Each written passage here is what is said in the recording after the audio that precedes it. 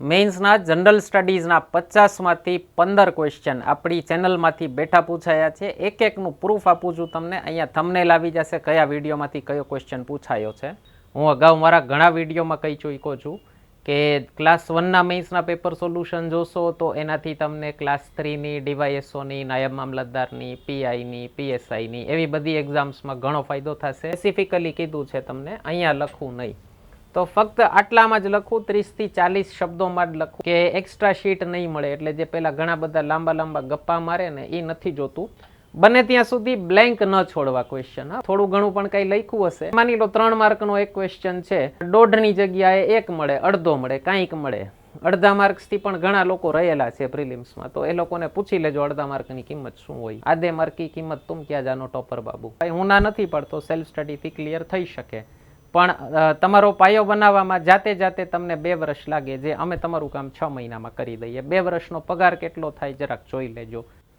નમસ્તે મિત્રો, આપણી લાંબા સમયથી રાહ જોવાતી હતી સીસીઈની મેઇન્સ એક્ઝામ લેવાઈ ગઈ છે ગ્રુપ એની, અને જનરલ સ્ટડીઝનું પેપર સોલ્યુશન લઈને આવશું જલ્દી. અત્યારે આ વિડીયો બનાવ્યો છે તમને એ જાણ કરવા માટે કે પ્રીવિયસ યરના મેઇન્સના પેપર સોલ્યુશન જોવાનો કેટલો ફાયદો થાય. હું અગાઉ મારા ઘણા વિડીયોમાં કહી ચૂક્યો છું કે ક્લાસ 1ના મેઇન્સના પેપર સોલ્યુશન જોશો તો એનાથી તમને ક્લાસ 3ની ડીવાયએસઓની, નાયબ મામલતદારની, પીઆઈની, પીએસઆઈની એવી બધી એક્ઝામ્સમાં ઘણો ફાયદો થશે. અને આપણે અગાઉ લેક્ચર્સ મૂકેલા છે કે જેમાં આપણે કીધું છે કે ક્લાસ 1ની જ એક્ઝામમાં, પ્રીવિયસ ક્લાસ 1ની એક્ઝામમાંથી કેવા પ્રશ્નો ઓવરલેપ થતા હોય, જે એકબીજાને ટચ કરતા હોય એવા પૂછાયા છે. તો સીસીઈની ગ્રુપ એની મેઇન્સમાં આપણી યુટ્યુબ ચેનલમાંથી આપણે જે લેક્ચર્સ મૂક્યા છે, વિડીયોઝ મૂક્યા છે, અને પ્રીવિયસ યરના મેઇન્સના ક્લાસ 1ના પેપર સોલ્યુશન મૂક્યા છે, બધા ગણી અને 50માંથી લગભગ 15 કે 16 જેવા ક્વેશ્ચન છે. 15 કે 16 એટલે કહું છું 2 ક્વેશ્ચન એવા છે જે આપણે ચર્ચા થઈ છે પણ એક્ઝેક્ટ નથી પૂછાયા, એવા ગણીને 17 થાય છે. 15 તો એવા છે કે બેઠે બેઠા પૂછાયેલા છે. અને આપણા લેક્ચર સિરીઝ આપણી એપ્લિકેશન ઉપર મૂકેલા છે જે, અને આપણે ક્લાસરૂમમાં જે ચર્ચા કરીએ છીએ એ બધું ગણો તો 25 જેવા ક્વેશ્ચન છે 50માંથી. તો તમને બધા બતાવું છું, 15 બતાવું છું વિથ પ્રૂફ. એક લેક્ચર જેની હું ચર્ચા કરીશ એનું થંબનેલ અહીંયા આવતું જશે વિડીયોમાં, મારી બાજુમાં કોઈ પણ જગ્યાએ. તમે એ દરેક લેક્ચર આપણી ચેનલ ઉપરથી સર્ચ કરી અને ગોતી શકો છો. લિંક પર ડિસ્ક્રિપ્શનમાં મૂકી દઈશ દરેક વિડીયોની. તો આપણે વિથ પ્રૂફ આપીએ છીએ કે પ્રીવિયસ યરના પેપર સોલ્યુશન્સ તમે જોયા હોય તો કેટલો ફાયદો થઈ શકે તમને, ન જોયા હોય તો હજી જોઈ લેજો. જે લોકોએ તૈયારી જસ્ટ સ્ટાર્ટ કરી છે એમને ખાસ કહેજો.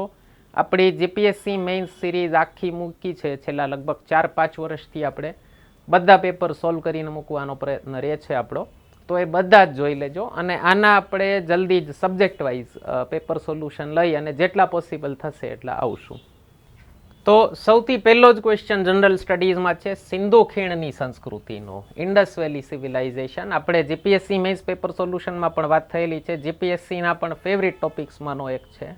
લગભગ દર વર્ષે એક પ્રશ્ન આમાંથી હોય જ છે. આપણે 3 અલગ અલગ વિડીયો આના મૂકેલા છે જે પ્રીવિયસ યરમાં પૂછાયા હોય. સિંધુ ખીણની સભ્યતા શું છે, લોથલ અને કુંતાશી ને એના જે બંદરો શું હતા, અને ત્યારનું એડમિનિસ્ટ્રેશન, વહીવટ કેવો હતો, 3 અલગ અલગ મૂકેલા છે. તો જો એમાંનો કોઈ પણ એક વિડીયો પર જોયો હોય, અને આના જવાબો ખાલી 30 થી 40 શબ્દોમાં જ લખવાના છે. બીજું, તમને આ જીએસએસએસબીએ સ્પેસિફિકલી કીધું છે કે જેટલી જગ્યા આપી છે ફક્ત એટલામાં જ જવાબ દેજો. તમારું પેપર વ્હાઇટમાં કંઈક આવું દેખાય છે. ઓકે, એટલે આટલી જગ્યા આપી છે તો કીધું છે અહીંયા લખવું નહીં. સ્પેસિફિકલી કીધું છે તમને અહીંયા લખવું નહીં, તો ફક્ત આટલામાં જ લખું, 30 થી 40 શબ્દોમાં જ લખું. બીજું આગળ કીધું છે કે પેપરમાં રફ વર્કની કેવી જગ્યા આપી હોય ત્યાં લખવાનું નથી. અને અગાઉ સૂચનામાં કીધું છે આગળ પેપરમાં કે એક્સ્ટ્રા શીટ નહીં મળે, એટલે જે પેલા ઘણા બધા લાંબા લાંબા ગપ્પા મારે ને એ નથી જોતું.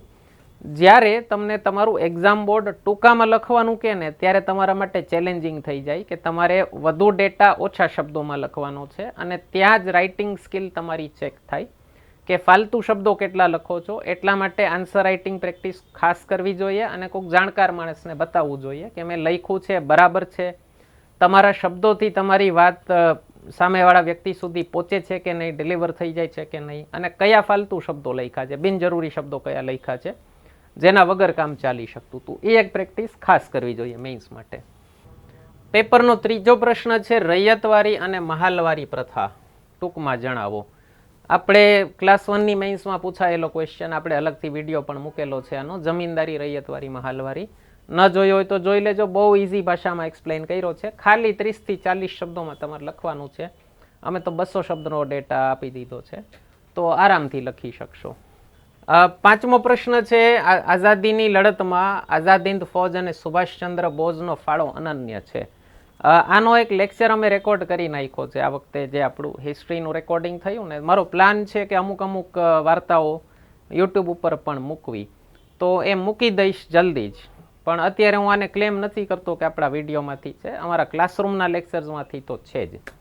તો એટલા માટે આ ઓલા 15માં નથી ગણ્યું, ચિંતા ન કરતા. આ પેલા 25માં છે, જેને હું તમને અત્યારે પ્રૂફ નથી આપી શકતો, એટલા માટે ફક્ત 15 જ કહું છું.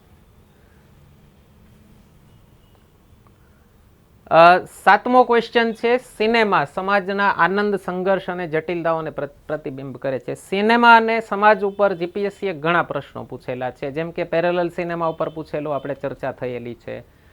ગુજરાતી આપણે નવલકથાઓમાંથી કઈ કઈ ફિલ્મો બનેલી, તો એ પણ સમાજ અને વાસ્તવિકતા અને કલ્પના એ બંનેની અને સિનેમા અને સમાજના રિલેશન ઉપર પ્રતિબિંબિત છે. તો જો એવું એ પ્રકારનું કંઈ જોયું હોય તો આરામથી જવાબ લખી શકો તમે.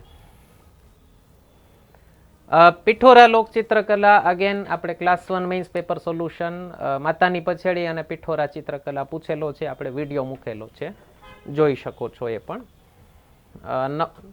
નવમું છે ગુજરાતી રંગભૂમિ ઉપર. ગુજરાતી ફિલ્મ રંગભૂમિ ઉપર જીપીએસસીએ ઘણા પ્રશ્નો પૂછેલા છે, અને પોપ્યુલર કલ્ચર કહેવાય. આર્ટ એન્ડ કલ્ચર જે તમારું સાંસ્કૃતિક વારસાનો પોર્શન હોય, એમાં પોપ્યુલર કલ્ચર કહેવાતું હોય, જે લોક સાહિત્યનો ભાગ જેને આપણે કહીએ છીએ.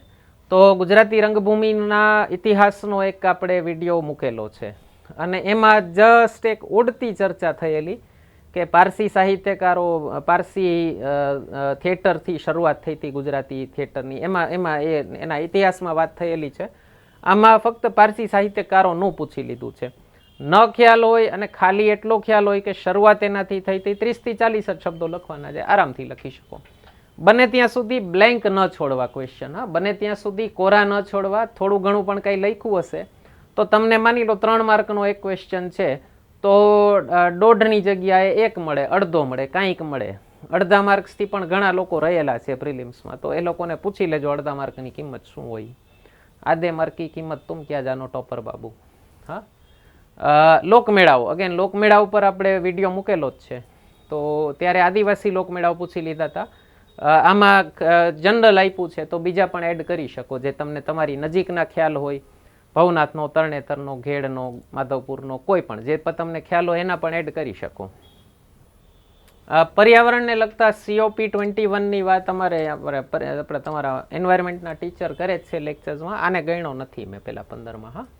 હા, સેમ વાતાવરણમાં ઓઝોન ને એ બધી વાત થાય જ છે. ઈસરોની ભૂમિકા હમણાં જ મૂકેલો. આ વિડીયો જે મૂકું છું એની જસ્ટ પહેલાનો વિડીયો આપણો ઈસરોની ભૂમિકા ઉપર હતો, તો ડાયરેક્ટ પૂછાયેલો છે, અને જીપીએસસી ક્લાસ 1 2023ની મેઇન્સ પેપર સોલ્યુશનમાં હતો. જુલાઈ 2024માં આવેલ અંદાજપત્રકની ટૂંકમાં જણાવો. હું વારંવાર કહું છું, બજેટ ભારત સરકારનું અને ગુજરાતનું બજેટ તમારી એક્ઝામ આવે ને ત્યારે આ 2 લેક્ચર્સ ખાસ જોઈ લેવા.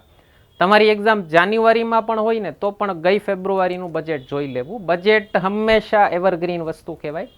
ખાસ કરીને તમે જીપીએસસી યુપીએસસી જેવી એક્ઝામ્સ આપતા હો તો બજેટમાં ઘણા બધા ટર્મ્સ, પોલિસી ડિસ્કસ થતી હોય, એ હંમેશા તમારી એક્ઝામ માટે કામની જ રહે. તો આપણે જુલાઈનો મૂક્યો તો વિડીયો, અને એમાંથી પૂછાયેલો છે ડાયરેક્ટ ક્વેશ્ચન.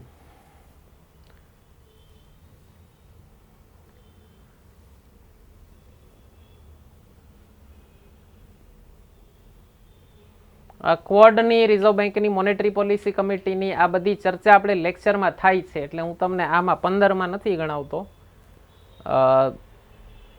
કચ્ચાથી હું ટાપુ પણ લેક્ચરમાં ચર્ચા થાય છે ઇન્ટરનેશનલ રિલેશન્સમાં. ગુજરાતની શ્રમિક બસેરા યોજના ઉપર ટૂંકમાં નોંધ લખો. ગુજરાત બજેટના લેક્ચર્સમાં આપણે છેલ્લા 2 વર્ષથી ડિસ્કસ કરીએ છીએ શ્રમિક બસેરા યોજના શરૂ કરેલી ગુજરાત સરકારે. તો જો એ લેક્ચર જોયું હોય તો આરામથી આનો જવાબ આપી શકો. યુવાનોમાં હૃદય રોગનું પ્રમાણ ચિંતાજનક વધી રહ્યું છે. જીપીએસસીએ 2 વાર પૂછેલો કે 21મી સદીમાં આવેલા નવા રોગો અને બીજું નવા સમય સાથે સ્વાસ્થ્યને લગતા પડકારો, એવો પણ એક પ્રશ્ન પૂછેલો હતો. મને એક્ઝેક્ટ ટાઇટલ યાદ નથી આવતું, અહીંયા થંબનેલ આવી ગયું હશે તમારે, તો એ પણ આપણી ચેનલ ઉપર પડ્યો છે, એના ઉપરથી લખી શકો આન્સર આરામથી. બંધારણની મુખ્ય લાક્ષણિકતાઓ. બંધારણના આપણા સ્ટાર્ટિંગના 3 લેક્ચર્સ જ ખાલી જોઈ લો. પહેલો સ્પેશિયલ ફીચર્સ, બીજો વિદેશી સ્ત્રોતો અને ત્રીજો પ્રસ્તાવના. તો એના ઉપરથી આનો જવાબ આરામથી લખી શકો, ખાલી 3 લેક્ચર્સ ઉપરથી જ. ભારતના બંધારણમાં રાજ્યનીતિના માર્ગદર્શક સિદ્ધાંતો. મેં મૂળભૂત અધિકાર સુધીના લેક્ચર્સ જ મેં યુટ્યુબ ઉપર મૂકેલા છે. પછી આગળના માર્ગદર્શક સિદ્ધાંતોથી જે શરૂ થાય છે આપણા એપ્લિકેશન ઉપર પડ્યા છે અથવા ક્લાસમાં ચર્ચા કરીએ છીએ. સમવાયતંત્ર સામેના પડકારો ટૂંકમાં જણાવો. આ પણ જીપીએસસીએ ક્લાસ 1માં પૂછેલા ટોપિક્સમાંથી જ છે અને આની વિશે ઘણા પૂછેલા છે લોકોએ, જેમ કે ફાઇનાન્સ કમિશનને લગતા અને એવા બધા પૂછેલા છે. તો એના પણ વિડીયોઝ આપણે મૂકેલા છે. બિનસાંપ્રદાયિક. ભારતીય બંધારણની માળખામાં બિનસાંપ્રદાયિકતાની વિભાવનાનું કેવી રીતે અર્થઘટન, આ આપણા પ્રિએમ્બલના લેક્ચરમાં છે, આપણે ડિટેલમાં એક્સપ્લેન કરીએ છીએ.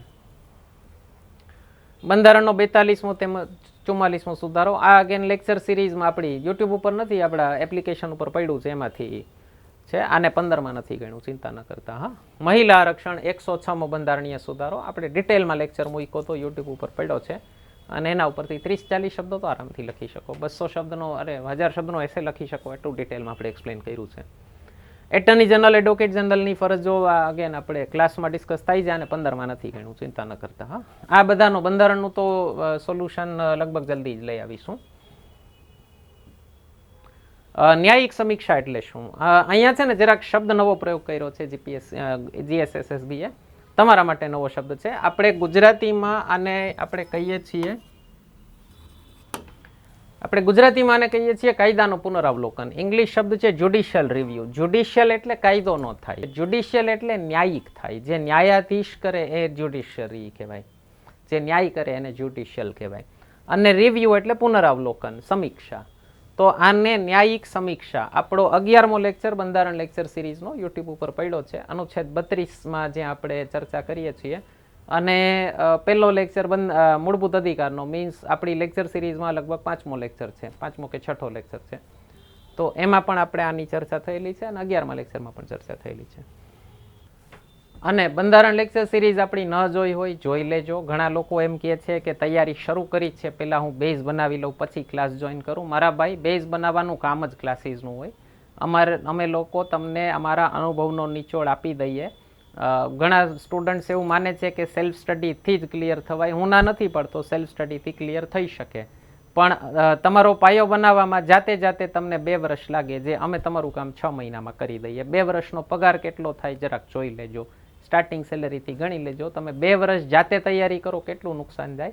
અને કોઈક જાણકાર માણસ પાસે જે કન્સેપ્ચ્યુઅલ ક્લેરિટીથી ભણાવતા હોય એની પાસે ભણો, કેટલું સહેલું કામ થઈ જાય તમારું.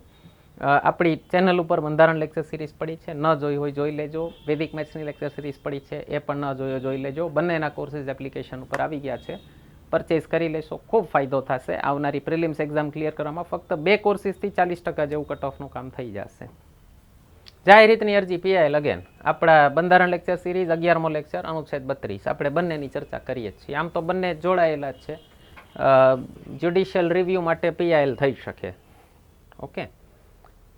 એનજીઓની ભૂમિકા હમણાં પૂછ્યો તો 2023ના મેઇન્સમાં ક્લાસ 1માં, એનો પણ આપણે પેપર સોલ્યુશન મૂકેલું છે. આનો અલગથી વિડીયો આવવાનો બાકી છે, આવી જશે જલ્દી જ.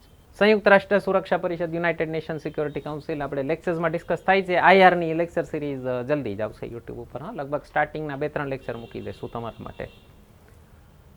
વ્યક્તિગત અને જાહેર સંબંધોમાં નૈતિકતાનું મહત્વ સમજાવો. હમણાં જ એથિક્સના પેપર્સમાં પૂછેલું છે. ગયા પેલું પૂછેલું હતું કે જાહેર સેવકો માટે નૈતિકતાનું શું મહત્વ હોય. તો આ લગભગ જુલાઈ 2021માં પણ પૂછેલું હતું, તો એનો પણ વિડીયો પડ્યો છે આપણે અલગથી. ભાવનાત્મક બુદ્ધિમત્તાનો ખ્યાલ, ઇમોશનલ ઇન્ટેલિજન્સ, હમણાં જ આપણે 2023નું પેપર સોલ્યુશન મેઇન્સનું કર્યું, એમાં આનો વિડીયો અલગથી મૂકેલો છે, તો એ પણ ડાયરેક્ટ પૂછાયો છે.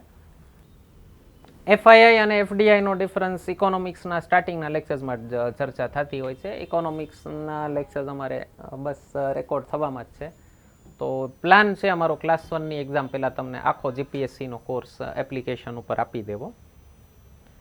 તો મિત્રો, આખું પેપર્સના તમને મેં જેટલા પણ પ્રશ્નો આપણા યુટ્યુબ ચેનલમાંથી ડાયરેક્ટ પૂછાયા છે એ બધા તમને બતાવી દીધા. લગભગ 50માંથી 15 ક્વેશ્ચન્સ ડાયરેક્ટલી પૂછાયા છે. 2 એવા છે જેની ચર્ચા અગાઉના વિડીયોમાં થયેલી છે પણ ડાયરેક્ટ નથી ગણતો, એટલે હું 17 નથી ગણતો, 15 ગણું છું. 50માંથી 15 ફક્ત યુટ્યુબમાંથી અને 25 એપ્લિકેશન પ્લસ યુટ્યુબમાંથી.